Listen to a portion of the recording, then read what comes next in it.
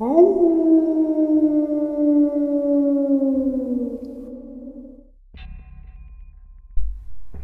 guys, before we get into the intro, I may or may not do tonight's paranormal side. I have my last treatment tonight, or today, excuse me, and then next week I find out if everything was a success. So, keep your fingers crossed. Alright. Oh, also, today's are all encounters, and like I said at the beginning, I will share all of my subscriber encounters. I cannot question them. I was not there. I'm just going to share the encounters with you guys because they came to me, and this is what subscribers claim happened to them. And I don't have people question my encounter, so who am I to question anyone else's? And that's the way I feel about it. So let's get into it, guys. Greetings and salutations, everyone. I hope everyone is doing well today.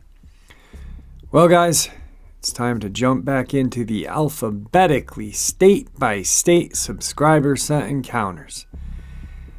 And today, we are going to start with Illinois. But before we do that, a couple links. As you know, I rely on Patreon, PayPal, and my merch store to help the channel to continue to grow and go. The links to Patreon and PayPal are in the description below.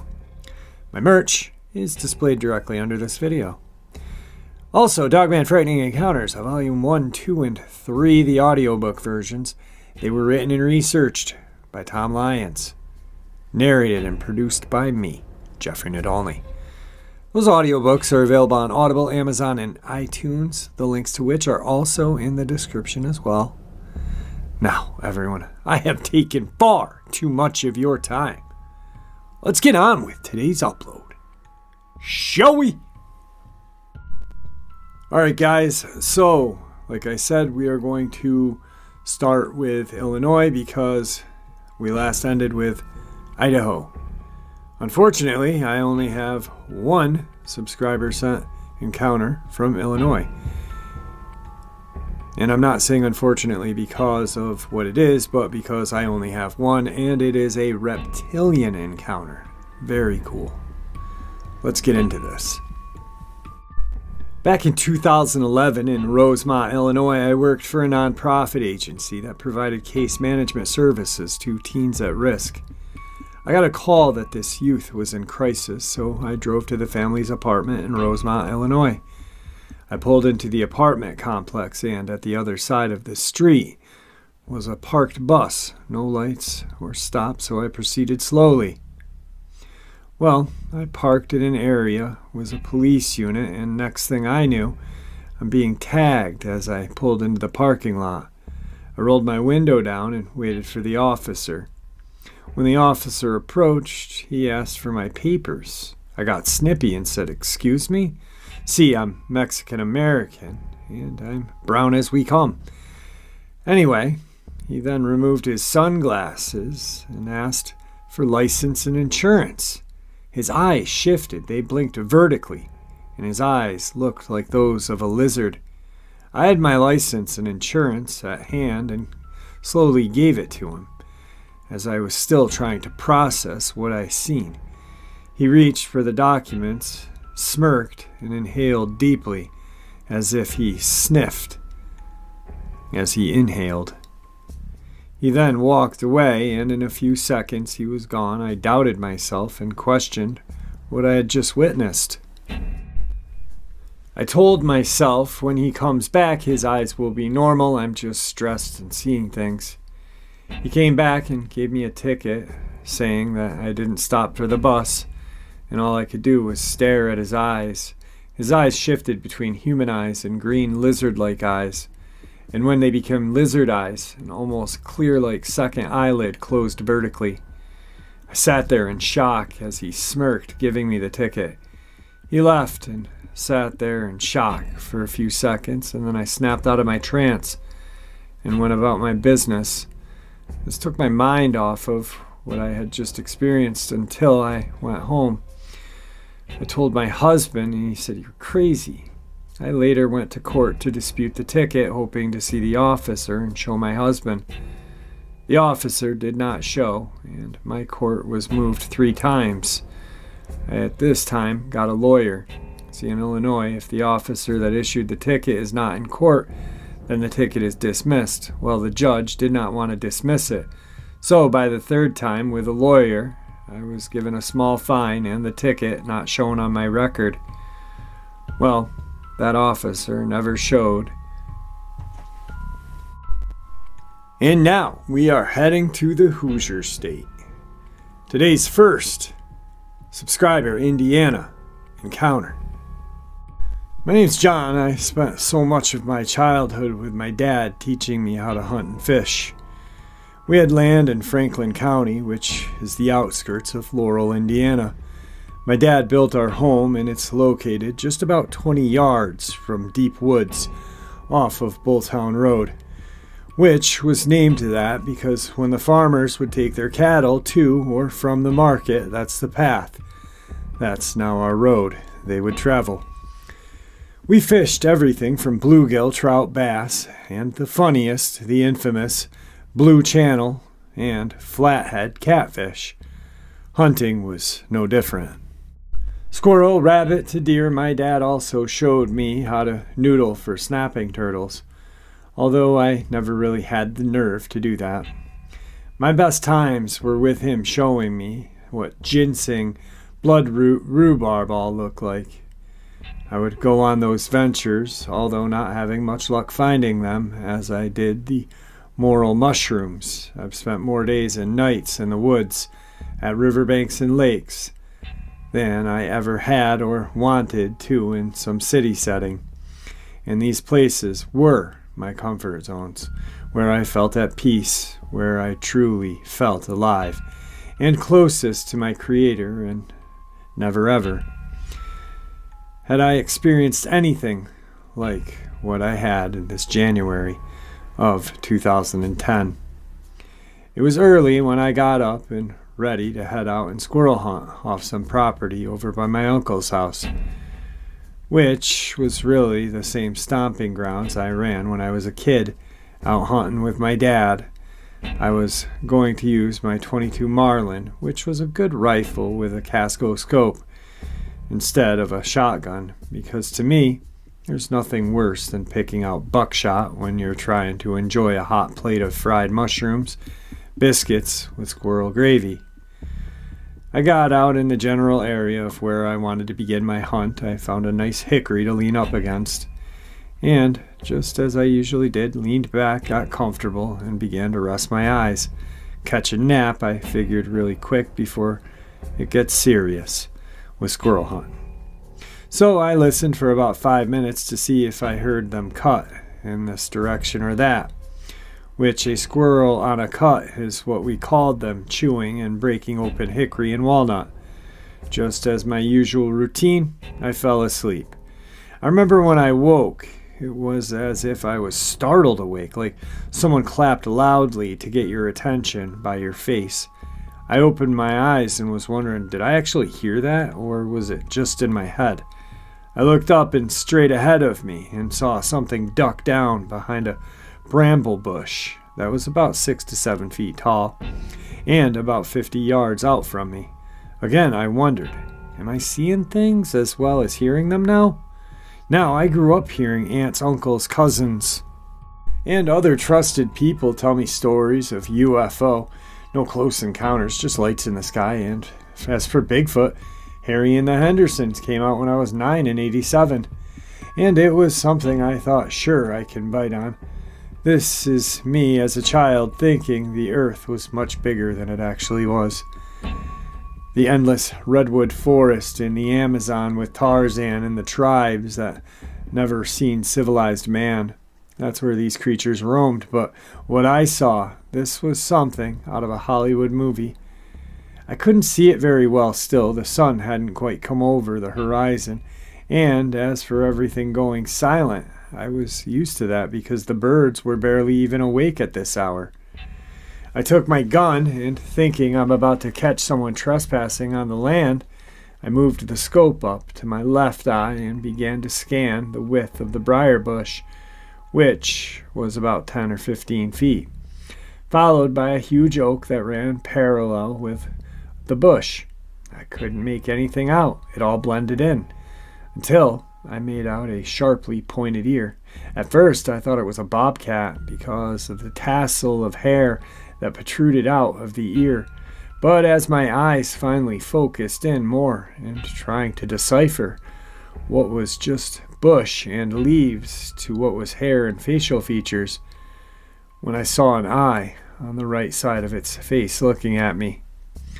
When it registered to me, there's no branches or limbs for anything as in a bobcat or coyote to be able to appear that it's positioned itself upright, in which I saw when I first opened my eyes.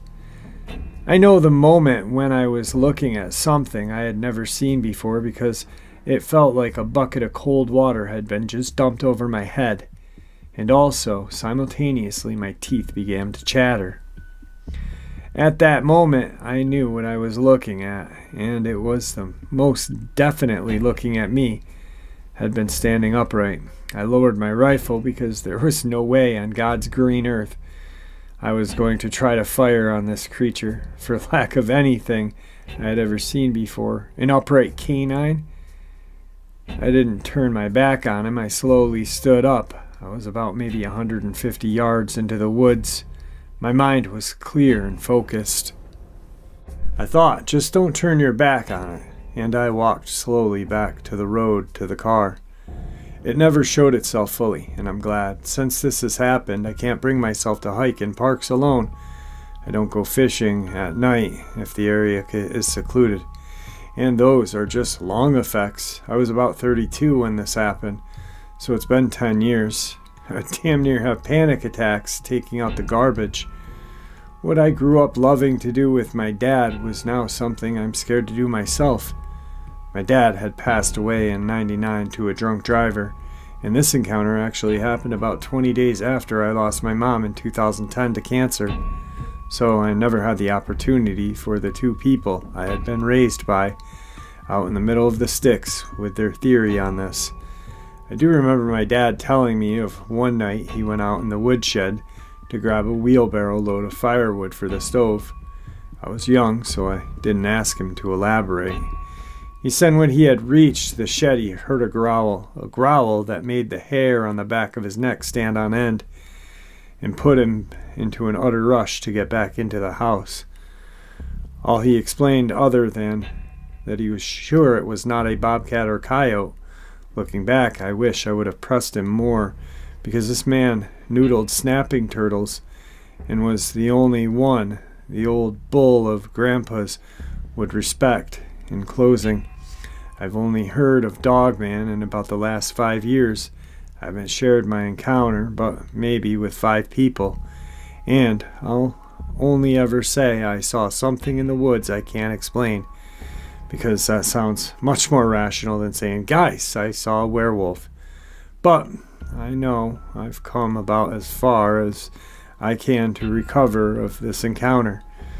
Stories of aliens, Bigfoot, Dogman, missing people, as well as a plethora of other cryptids I have not mentioned.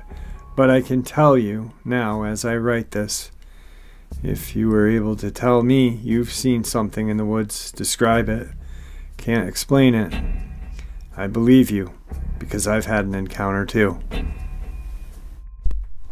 Today's second, Indiana, subscriber Dogman encounter. Hey Jeff, I don't mind you using my story. Like I said, all we saw was a large black shape. It was pretty far down the road, and at that distance, even a big dog would not have been this big. When I started hearing about Dogman in this area, I immediately thought about what we saw that night, and the way we felt. I will ask my son about the dog he hit, but he will probably think I'm nuts. Feel free to use my encounter. Please don't share my name. There's something else I would like to tell you about. I grew up in the country in southeastern Indiana. We had about 75 acres of land, mostly wooded. There was a small pond where my dad's pastured our horses. To get there, you had to walk through a field behind our house, then through a wooded area with a very wide path that had to be mowed. I was about 8 or 9 years old, and I would go back and pet the horses a lot. I can remember getting very nervous walking back to the house and hearing twigs break when nothing was there. I remember thinking maybe it was a bear, but we don't have bear in Indiana. My heart would be pumping very fast, and I would usually end up running until I got to the open field. The thing is, I never felt the way going back to the horses, only coming home. I also remember a nightmare I had when I was about that age. The windows in our house were the kind that were hinged at the top. To open them, you had to unlatch the screen at the bottom, lift it up over your head. The glass window had a crank that you turned to get it away from the frame. Then you pushed the window out and finally put the screen back and latch it.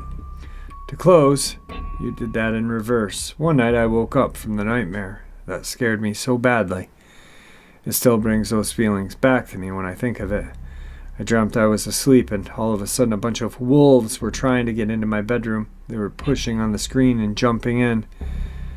I woke up just as they got in. I think I may have heard dogs barking in my sleep, which brought on the dream.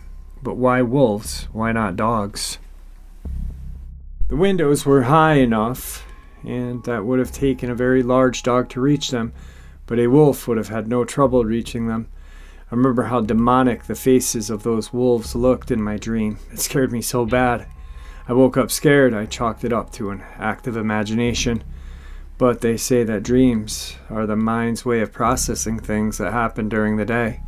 I don't remember if I had gone to the woods that day, and maybe the dream was a result of getting scared when the twig snapped and nothing was there. I'll never know why I had that dream, but it was a dream that still affects me to this day. And I'll be 65 years old this June. I've never told anyone about my dream or the night with my granddaughter. We don't talk about it. It felt good to actually tell someone who wouldn't think I'm nuts. Thank you. Today's third subscriber Dogman encounter. Hey Jeff, I had an encounter with what I am 99% certain was a Dogman.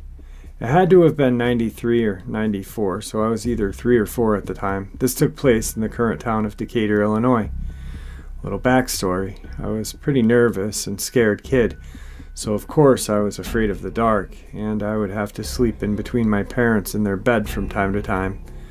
With that being said, obviously, I was in a very comfortable space and not afraid when I slept alongside of them. I should also mention, in this house, the rooms were a bit cold, so my parents' room was in the very back of the house, and the back door was in their room to the left side, and the back door, of course, had a window in it, and was covered with a thin white curtain. It was one of those nights where I was afraid of the dark. My parents decided to let me sleep with them again. I lied in the middle of the bed with my mom to my left and my dad to the right. In their room they had a dresser that held a television, which they usually kept on at night, but the volume was very low, but loud enough to sort of hear white noise. This particular night I woke up and distinctly remember that I was not afraid, nor did I have a bad dream, nor did I need to use the restroom. I just woke up for no reason at all. I started watching TV. I couldn't tell you what was on, but I do remember being tired still. And as I've grown and revisited this memory, I can remember feeling very alert. No rhyme or reason to it as far as I knew. I was very into the TV for this short amount of time. Then my eyes wandered to the back door. I saw a silhouette that was very close to the door. At the time, I associated this silhouette of Batman from Batman, the animated series. Not the full body, but the head. My second thought after Batman was werewolf. There were large ears on the side of the head that were very pointy and a fairly decent shaped head. I recall seeing shoulders. I don't remember seeing the end of them though, so they must have been pretty wide. At this moment, I was not feeling scared or afraid, just very alert because I must have felt safe, lying next to my parents, even though they slept through this whole entire time. I never saw anything other than the silhouette, thanks to the white curtain over the back door window. I must have fallen back to sleep because I don't remember seeing anything walk away. There weren't any sounds of scratching noises, if my memory serves. As the years went by, I was about 10 years old, my oldest sister came over to do laundry. Somehow we got on the topic of paranormal stuff, which I was very interested in. And for some reason, my sister was telling her baby brother experiences with ghosts that she has had. Then I remembered the very story I just shared with you. Of course, I started telling her. She listened attentively and couldn't tell she was humoring me. She really wanted to hear it. The reason I say this is because a detail that I hadn't remembered until a few years back, when I began thinking about what happened all those years, came flooding back to me and hit me like a ton of bricks. I definitely got goosebumps and felt creeped out when I came across this one detail. When I was telling my sister, I told her about how I had seen a real werewolf at the back door when we lived on Grand Avenue. But then I realized the detail I had somehow forgotten. It had hands. I was explaining it to her at the age, and I definitely recall using my hands to show her what I had seen. Put your hands up, palms out, up by your shoulders. A little above your shoulders, actually. That's what I showed my sister, and the image in my mind was there. After that time, it was a little fuzzy, but it was like the final piece of the puzzle. It almost felt complete. Not sure if I'll remember if it walked off or if I just fell asleep. But either way, I'm okay, and did not pursue any sort of mischief, as I've heard that Dogman seems to be famous for. Always keep an eye out for strange things. That was my encounter with the Dogman. Thank you for letting me share, Jeff. Tonight's final Indiana Dogman subscriber encounter. I shared this last night, but because we're in Indiana. Hey Jeff, I'm a big fan. My name is M, and I've had some encounters. My first took place in '97. I was 17. Me and my friends had a spot in the woods where we'd hide and smoke. One afternoon, I was out there by myself. Time got away from me, and it was getting dark fast. I started back at about the halfway point. Something or someone walking behind me. I stopped walking. It stopped walking. I turned around to try to see who or what was there. Just out of my line of sight. But I could hear this deep, raspy breathing. My blood ran cold in that moment. My instincts took over, and I slowly walked backwards until I got to the logging trail that led out. Back then, I had never heard of Dogman all these years. I thought it was a Bigfoot until last year when I started listening to your channel. Now, my second encounter happened 2 weeks ago when I saw one. It was about 1 a.m. I was outside of my girlfriend's house smoking a cigarette when everything went dead silent.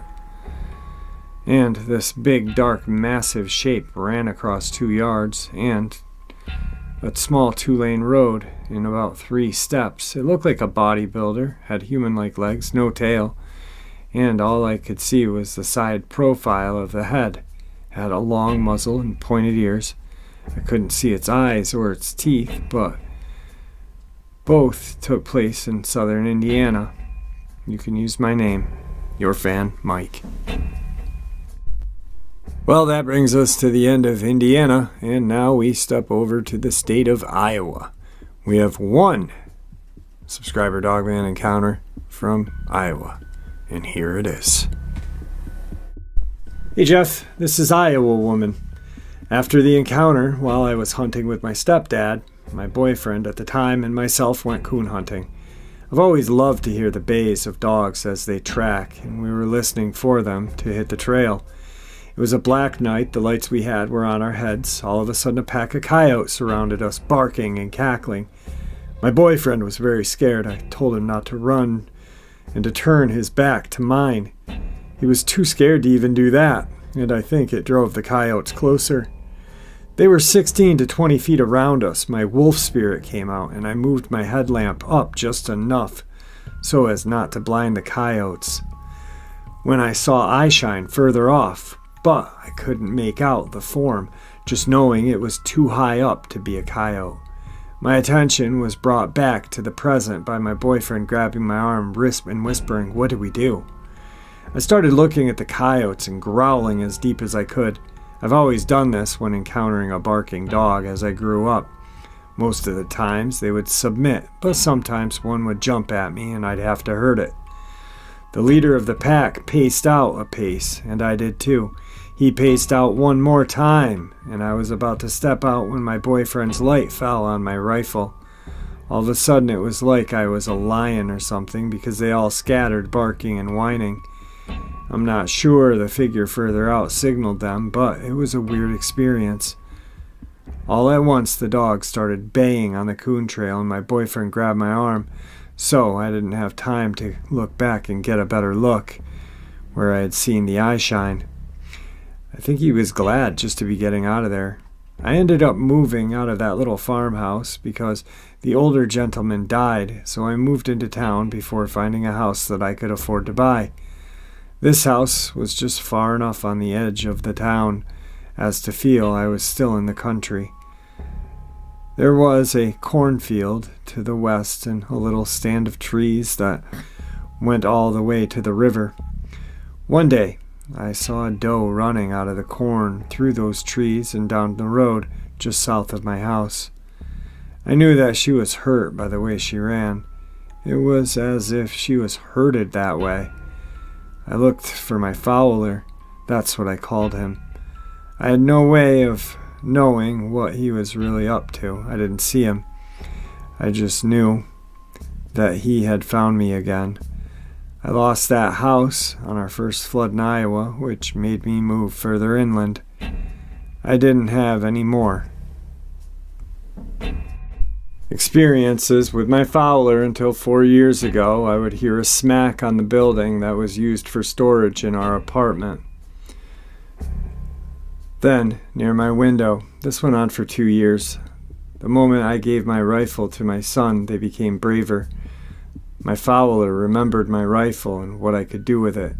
There was a bush on the east side of the apartments that went from the corner of my apartment to halfway across my living room, and you guessed it, the head of my bed was right under the bedroom window. I have fibromyalgia, and I have lost all feeling in my right hand and most of my left side, as well as my trigger points in my body, so I don't sleep well at night without medication.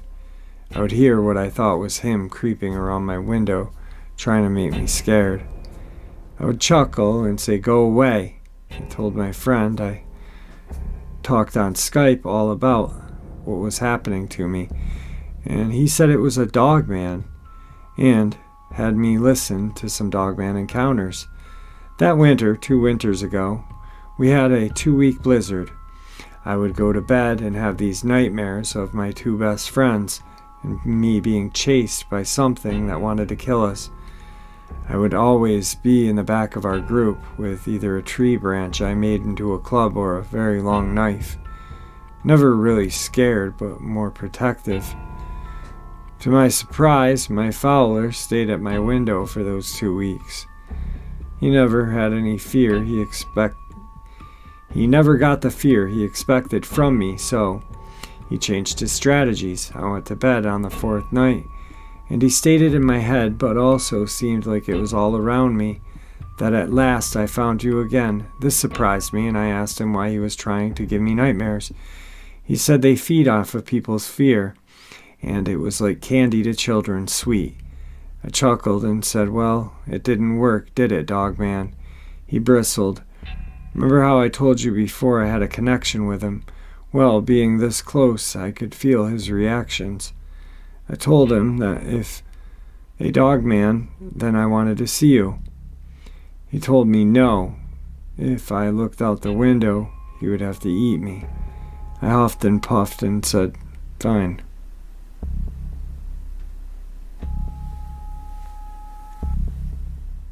As I laid down, he said, "This will tell you I am what you call me. He had torn the grating off the foundation and stuck his nose in it, and all I smelled was a putrid smell of decay and death. The only thing that was between me and him was my window, the plasterboard, and a piece of paneling. I gagged a few times, and he laughed at me. He would ask me questions about why I wasn't scared of him or stuff. That made him curious. I asked him who he was once, and I got no answer. I also asked him what he was eating, and he let me hear the dying tapping of one of the rabbits under the brush. So he was eating any animal that lived there at the time. He started filling his time with going through my mind, watching my childhood like a movie. I would catch him laughing at once in a while I was asleep. I woke up laughing my ass off, and I could hear him outside rolling around laughing. So while I slept, he was still going through my mind. We got to the day I went hunting with my stepdad, and he stopped. There was an unspoken message of who he was. So that was you, I said. Yes, was all he said. He didn't go through my mind again while I was awake. He seemed to withdraw, but he always had a nose in that hole, and I breathed that putrid smell for a week and a half. Before the storm was over completely, he ran off saying he had wished he was human. That's when the game stepped up. I would find myself turned on my back and being held down on the bed, unable to move. I found that I could move my left leg a little. I don't know if it was because of the nerve damage or not, but I got my heel hooked on the side of the full-size bed, and then I used it to move myself close enough to get my damaged right hand on the mattress too. I fought with all I had, and soon I was moving onto my side. When they let me go, I almost fell to the floor. This happened for a week, and it became easier with each time, until they could no more hold me.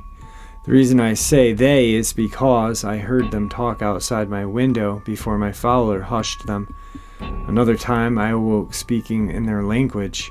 It was guttural growls and almost sounded like Native American language or something like that. I would know when my fowler was there outside of my window because I would smell this dirt like freshly dug grave. I ended up having open shades on my windows for the crew that was fixing things.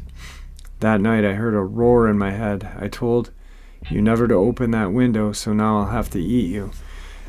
I jumped up from my bed as the window was being torn from its frame and yelled, "Jesus, save me." He stopped. The next morning I went out to inspect the window and took pictures for my landlady. Of course I couldn't tell her what really happened. My own family thinks I'm crazy. That night he also wrote across the house. I moved my bed into the inside wall of my room, but they found a way to torment me still. They broke the back door hasp and padlock off and crawled under the floor. There were only 2 of them, small enough, but I could still hear them. Something banging into the pipes under there. Somehow, they could reach up under the floor and the mattress and try to grab my arms and legs. Every time their claws would touch me, it burnt. And if I was asleep, I came awake, swatting, then running into the bathroom where I was safe. One night he came back and I told him I wasn't going to talk to him anymore because he broke our trust by trying to kill me. He called me White Wolf and said that he was sorry and that he would be back sometime. He did let me see him on Christmas night, almost like a present. I saw what I thought was a cow or a hog. I really thought that was strange because no cows had ever been there before. The closer I got, the bigger it became, as it absorbed all the light and darkness around it. He was lying down, holding his face or eating his kill, and black could not describe his color. But now I understand why they call them buffalo wolves. He was standing up. He would have had to have been as big as one of the same shape of a buffalo. Second email, same subscriber. Jeff and all listening, it's Ohio woman again. I left things out of my encounter with my fowler because of the degrading things that will be said about them.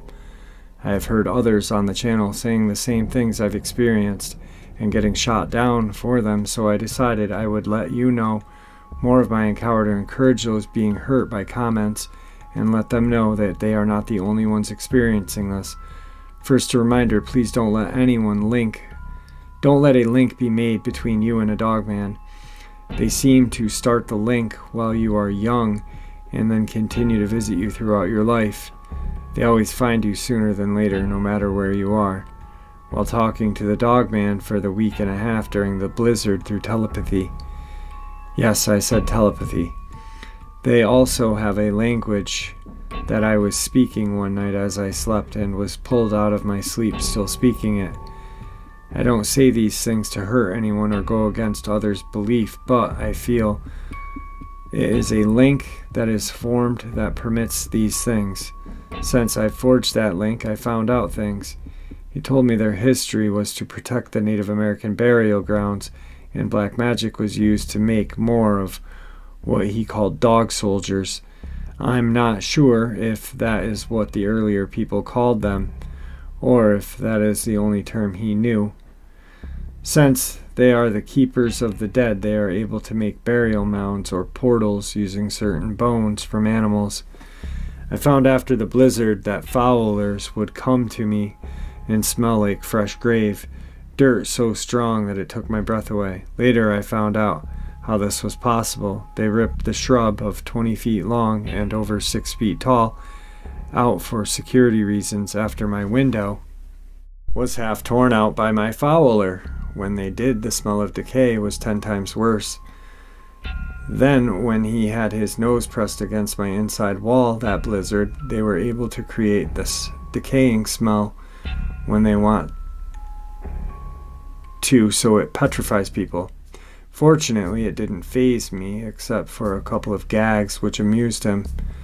There was a mini graveyard of bones woven into the roots of that shrub, at least 4 feet wide. I wanted to take a picture of it, but the crew doing the work was there until it started to get dark, and I wasn't going out. That night, Fowler came from a part of the shrub, and the clod of dirt was being thrown at my window. I told my Fowler, and he was upset. Before the shrub was taken out, he would come and visit me. This next part is going to be hard to believe, Jeff. I hope you still read it. I was given a dream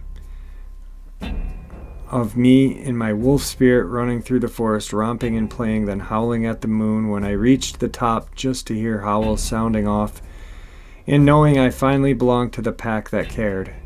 I have always been the black sheep of my family because they could not understand me. I would rather be alone with my animals than with human company. My kids don't even care about me.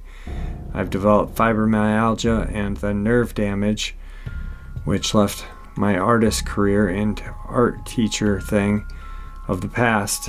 I had hit rock bottom when my father gave me that dream. He used that and my compassion for others against me. After that dream, he showed me how he was turned by black magic and his friends getting him drunk, then making him drink the black liquid. He didn't want that life, but he was given no choice. This is where it gets really weird because that dream was transferred to me. I was the one turning. I flew up from the bed looking around trying to figure out what was going on. All I could see was gray. Nothing of mine was left in the room. I started feeling for pillows on my bed, but everything was gone. I saw black ooze, as I called it, climbing up my body. I yelled, "I will not be the darkness. I am in the light. God is my Savior, and I will not serve you, Satan." As I kept yelling, I was God's and would never serve Satan. Even if I do turn, I felt myself being held up, and the gates of hell opened under my feet for a second. I felt hands pushing me back, ooze off of my body, and I watched it was going into the pit of hell. I have often wondered if this is what happens to some of the missing people that can't be found, the ones with no forced entry into their homes, but the door or window being blasted apart. 2 days later, I was on my way to see the doctor in town.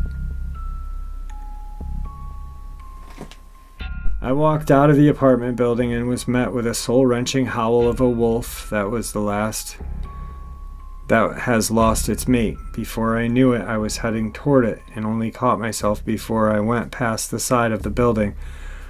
All I could see was fog, nothing else, and knew it was an ambush. After that failed attempt, they used a small pig to lure me to my window. I assumed Fowler stuck it, letting it scream. When I told him I wasn't going to be lured into that trap either, he let it go and the others damaged it more until they killed it. The upstairs neighbors didn't know the danger they were in. When staring out their windows, the Dogman might seem to be your friend, but it's only to start a link you can't serve. Okay, that was all of the eyes. I hope you enjoyed all of the subscriber experiences I shared with you today. With that, I'm going to encourage everyone to be kind to each other, and please may the Great Spirit watch over all of us and guide us through that thing called life.